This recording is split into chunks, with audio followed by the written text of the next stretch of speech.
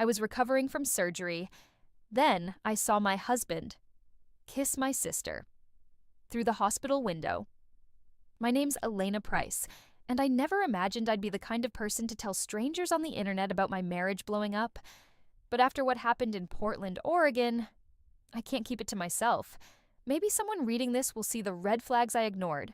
Just last month, the man I trusted for over 7 years, my husband Mark, proved that betrayal doesn't just hurt, it burns through every memory you thought was safe. And how it all unfolded? It wasn't whispered behind closed doors.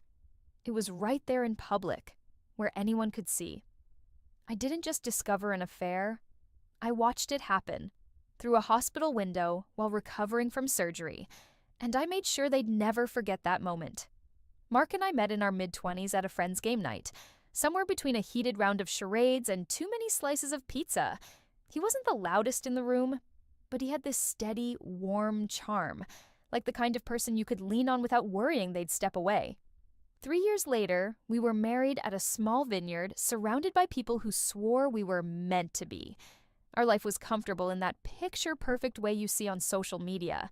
We had stable jobs, a snug little bungalow, and a weekend routine that always involved good food and laughter. My younger sister Rachel slid naturally into that rhythm. After her messy breakup, Mark went out of his way to be kind, helping her move, fixing little things in her apartment, making sure she never spent holidays alone. I never saw a problem with it. In fact, I admired how he treated her like she was his own sister. The three of us had a standing Sunday brunch, Mark cooking, Rachel and I sipping mimosas, swapping stories. If you'd asked me then, I would have said trust was our strongest foundation. Now, I know it was also my biggest blind spot. Before everything came apart, my days had a rhythm I thought would last forever. Mornings were unhurried. Mark leaning against the kitchen counter with his coffee, while I sat at the table, tapping through emails before heading to my job at the library. Our evenings were small but golden, cooking pasta from scratch, laughing through old sitcom reruns, or strolling our dog beneath the glow of street lamps. Rachel was seamlessly woven into this life, like an extra stitch that made the pattern stronger. She'd drop by with cupcakes just because, flop onto our couch during game nights, or tag along for trivia at the local bar. My parents often commented on how lucky Rachel was to have a brother-in-law who looked out for her. Mark would help her with car repairs, listen to her vent about work, and include her in weekend plans without me ever having to ask. It felt like we'd built more than a marriage. We'd built a small, warm community where love wasn't confined to a couple but spilled over into family and friends. I wore that closeness like armor, convinced it made us unbreakable. I didn't realize that the very thing I treasured, this easy, intertwined intimacy, would be the blade they'd use to cut me open. It started so subtly that, at first, I convinced myself I was imagining it. After my abdominal surgery was scheduled, Mark seemed elsewhere. His phone became his constant companion, and he'd step outside to take calls, brushing them off as nothing important. Yet the way his voice softened during those conversations wasn't how he spoke to coworkers or friends. Rachel began appearing more often too, and not just when I was around. She'd swing by to drop off coffee for Mark, hang around in the kitchen long after I'd gone to bed, or help with chores I didn't remember asking for. One night, I woke to their laughter drifting faintly down the hall, a low, intimate sound. It wasn't the kind of laugh you share over a silly meme or TV show. It was warmer, more private, like they were holding something between them. I told myself I was tired, that the pain meds and pre-surgery anxiety were making me paranoid. I reminded myself of all the years of trust we'd built, how impossible it seemed for either of them to cross that line. But my gut wouldn't quiet. It whispered that something was shifting, that the easy closeness I'd always admired between them had taken on a new, dangerous edge. In hindsight, my instincts weren't whispering. They were screaming. I just wasn't ready to hear them. The day after my surgery, the pain meds had dulled my body but left my mind restless. My hospital room overlooked a small courtyard garden, stone benches shaded by tall maples, the kind of space where volunteers sometimes read to patients. I'd been staring at it for over an hour, letting the slow movements outside soothe me. Then, two familiar figures appeared. Mark in his worn navy hoodie, Rachel in her favorite green coat. She held 2 coffee cups, steam curling in the cool air. I smiled at first, thinking how sweet it was that they'd come together. They talked for a while. Standing close, their faces turned toward each other like there was no one else in the world. Rachel handed him a cup. He took a sip, nodded, said something that made her laugh. And then, like it was the most natural thing in the world, he leaned in and kissed her. It wasn't quick or clumsy. It wasn't family affection. It was slow, certain, deliberate. The kind of kiss that belongs to shared history, to promises whispered in the dark. My breath caught. The stitches in my abdomen pulled sharply, but the ache in my chest consumed everything else. My husband. My sister. Kissing in the open, under daylight. Just yards from where I lay recovering. The scene blurred through my tears, but I couldn't look away. My pulse thudded in my ears, my hands gripping the thin hospital blanket until my knuckles ached. I wanted to slam my palm against the glass, to scream until the sound shattered every window in that building. But my body wouldn't move. So I just watched as the life I thought I knew crumbled in real time, each second pressing the betrayal deeper into my bones. What made it worse wasn't just the kiss, it was the stage they chose. A hospital courtyard on a bright, cloudless afternoon where sunlight lit every detail and shadows had nowhere to hide. There were nurses on break, visitors chatting by the benches, even patients in wheelchairs soaking up the air. It wasn't some hidden corner.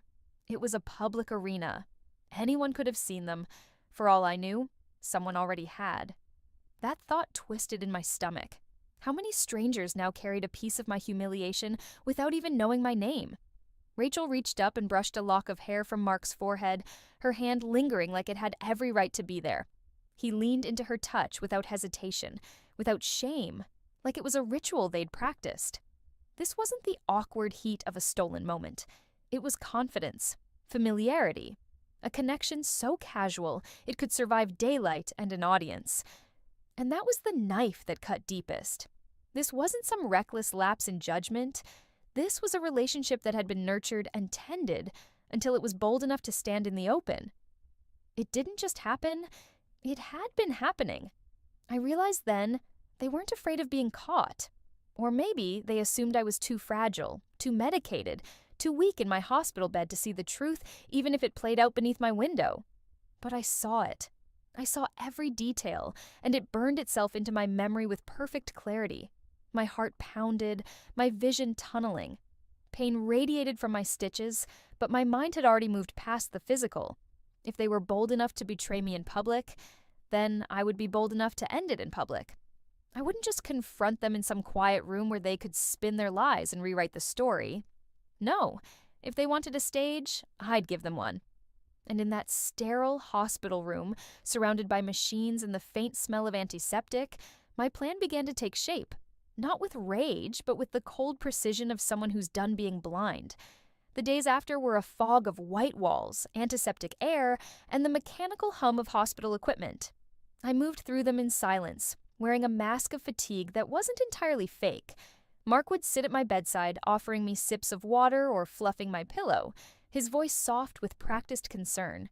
I'd nod occasionally, my eyes half-lidded, as though I was too weak to care about much of anything. Rachel stopped by too, bringing flowers that made my room smell sweet enough to make me nauseous. Every time I closed my eyes, I saw it.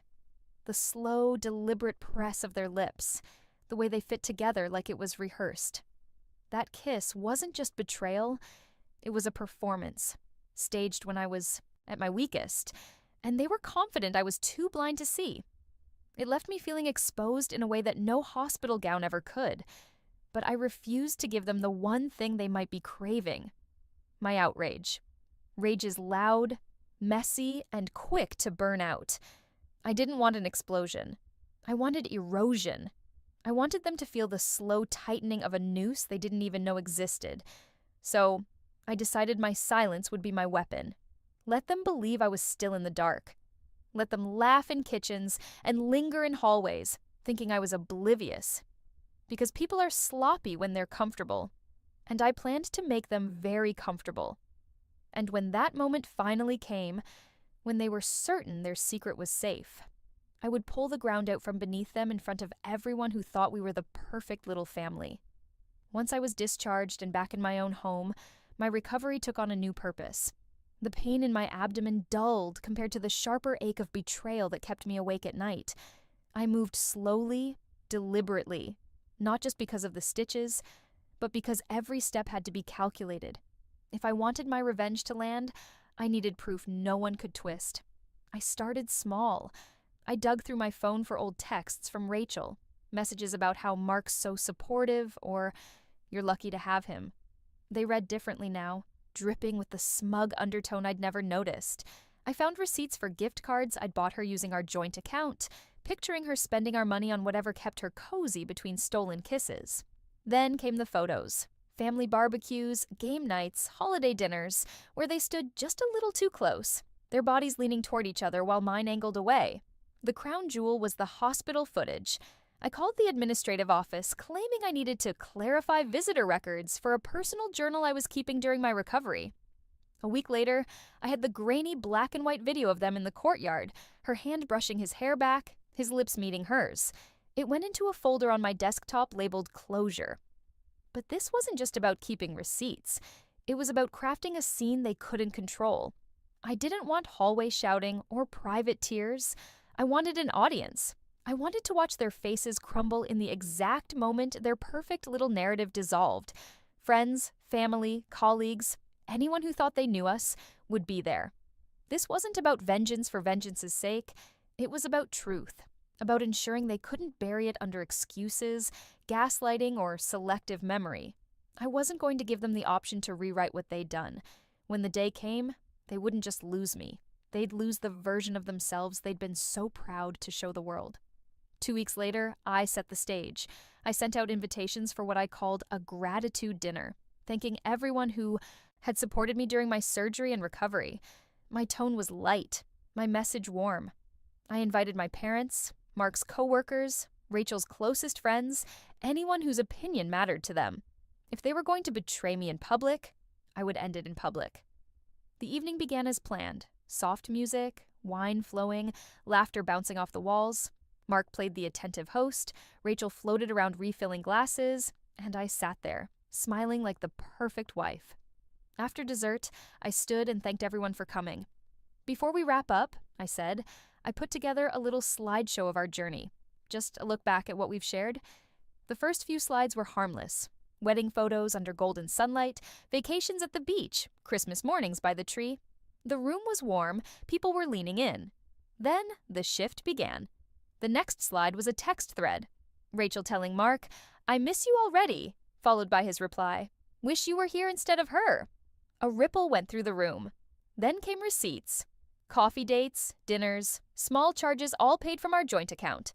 And then the crown jewel, the hospital footage. Grainy black and white, but clear enough to show Rachel brushing his hair back, Mark leaning in, their lips meeting in a deliberate, lingering kiss. The room froze. My mother's hand flew to her mouth. Mark's coworker muttered, "Jesus Christ."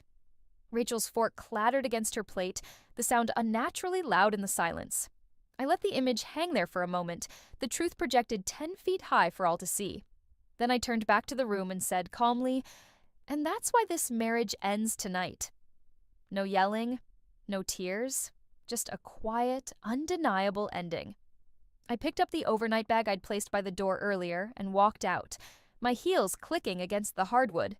Behind me, the silence fractured. My mother demanding answers, voices overlapping, chairs scraping, but I didn't turn around. The performance was over, the curtain down, and I had no interest in the encore. The next morning, my phone lit up like a slot machine. Mark's name dominated the screen, message after message flooding in. At first, he led with remorse, long, rambling paragraphs about how the kiss didn't mean what it looked like, how he'd been confused and under stress from my surgery. When that got no response, his tone shifted. Suddenly, I was vindictive, cruel, and out to ruin him. He accused me of blowing things out of proportion, of staging a scene just to embarrass him. His words reeked of desperation, but under it all, I could hear the real panic, the loss of control over the story. Rachel, on the other hand, never got the chance to speak to me directly. Every call went straight to voicemail. Every text was met with the digital equivalent of a slammed door. I'd blocked her before dessert plates were cleared. The only updates I got about her came secondhand. Friends reporting that she was alternating between playing the victim and insisting she and Mark had just been comforting each other during a hard time. Apparently, that hospital footage was taken out of context, but context didn't matter anymore. The images had burned themselves into the minds of everyone who mattered. Friends who'd been at the dinner told me the fallout was instant. Screenshots from my slideshow made their way into group chats. People I barely knew were messaging me to say they'd heard what happened. Even Mark's coworkers had caught wind, and the sympathetic glances they'd once given him had turned cold. They scrambled to patch their reputations, but the cracks were too wide, the damage too visible. The beauty of the truth, when laid bare, is that it doesn't need defending. I didn't have to argue, shout, or justify myself. I'd handed them the rope, and they'd hung their own credibility with it. By the end of the day, the calls slowed. The silence that replaced them felt heavier, more final. They had lost their audience. And without an audience, their performance, like their excuses, no longer mattered. I moved into a small loft apartment downtown, a single open space with brick walls and sunlight pouring through oversized windows. It smelled faintly of fresh paint and new beginnings. There was no trace of the life I'd left behind, no shared furniture, no wedding photos, no reminders of rooms where whispers turned into secrets. My bills came directly from my own account now, each payment a small, satisfying declaration of independence. I started boxing classes at a gym just 2 blocks away. At first I felt awkward, my stance clumsy, my punches light, but every jab and hook seemed to chip away at the tension I'd carried for months. I wasn't just getting stronger physically, I was reclaiming space inside myself. On Saturdays, I volunteered at the animal shelter, letting wagging tails and wet noses remind me that love could still be pure and uncomplicated. Friends I drifted from slid back into my life over coffee dates and late-night talks. They didn't tiptoe around the topic of Mark and Rachel, but neither did they let it dominate our conversations. Slowly, the betrayal stopped being my headline and became just a chapter I'd already turned. Mark and Rachel became background noise, reduced to the occasional rumor or awkward sighting in the grocery store aisle. I didn't linger on their faces or their choices. My healing wasn't fueled by their suffering. It was built on the foundation of a life they could no longer influence. Every morning in that loft, as sunlight spilled across the hardwood floor, I realized the quiet wasn't loneliness. It was freedom. And in that freedom, I found something better than revenge. I found myself again. Betrayal isn't just about the moment it happens, it's about the way it rewrites the entire story you thought you were living. One day, you're secure in your own narrative. The next, you're realizing the plot has been unfolding behind your back, and you were never the main character they claimed you were. That shift isn't just painful, it's disorienting. I knew early on that I wouldn't waste my breath screaming or chasing explanations. People who are capable of that kind of betrayal will never give you the truth without bending it to protect themselves. And I wasn't going to stand there while they rewrote my ending. My silence wasn't weakness, it was the sharpening of a blade. When the time came, I didn't aim to destroy their lives. I aimed to remove my place in them. The public reveal wasn't about vengeance for the sake of pain. It was about putting the truth in plain sight, in a way they could never spin or hide. The clean break became my freedom. Walking away without looking back gave me more power than any prolonged fight could, because real closure isn't in the apology you'll never get. It's in building a life where they have no role, no access, and no relevance. Some think revenge is about making someone else hurt. For me, it was about making the truth undeniable, and then stepping out of the wreckage with my dignity intact. And that's how my husband's hospital window affair came crashing down. My sister's hand still tangled in his. Both of them standing frozen while every familiar face in the room saw exactly who they really were. I didn't raise my voice. I didn't cry. I simply showed the truth and let the silence do the rest. If you were in my place, would you have waited for that one perfect, irreversible moment? Or confronted them the second your heart knew? Which cuts deeper? The quiet that lets guilt echo endlessly, or the rage that burns hot and then fades? I've lived my answer, and I wouldn't change it. But I wonder, how would you have written the ending if it were your story?